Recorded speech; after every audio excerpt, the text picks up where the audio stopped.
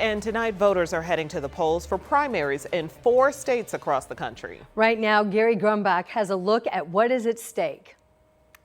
With the midterm elections just 77 days away, voters in 4 states are heading to the ballot box in an election that could determine control of Congress and governor mansions.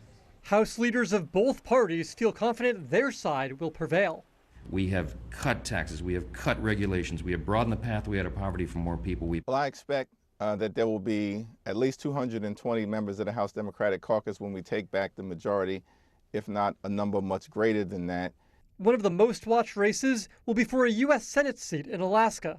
Senator Dan Sullivan is facing a long list of opponents in the ranked choice primary as he runs for re-election, including Democrat Mary Peltola.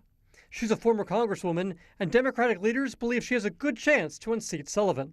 The senator from the last frontier has been in office for more than a decade, which should give him some name recognition, unless one of your challengers is also named Dan Sullivan. Meet Dan J. Sullivan, a teacher who Senator Sullivan and President Trump call a Democratic plant.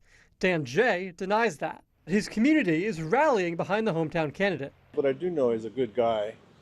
He's the only Dan Sullivan I've ever met. All I've seen of Dan Sullivan is a wonderful father, an excellent husband, a really decent community member, and a dedicated teacher. And to suggest that he would do anything icky is just absurd to me. Dan J. won a legal battle to stay on the ballot. In an effort to avoid confusion, the names will appear this way on the ballot. At the opposite end of the country, Florida will be key for Republicans in their efforts to maintain control of the House next year.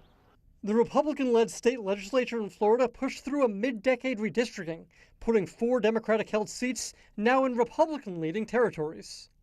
Floridians will also choose candidates for governor, with a full slate for both parties.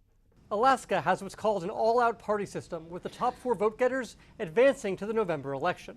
Polls are also open in Wyoming for Senate and House seats, and Californians will vote in a special election to replace Congressman Eric Swalwell, who resigned amid allegations of sexual assault. He has denied those claims.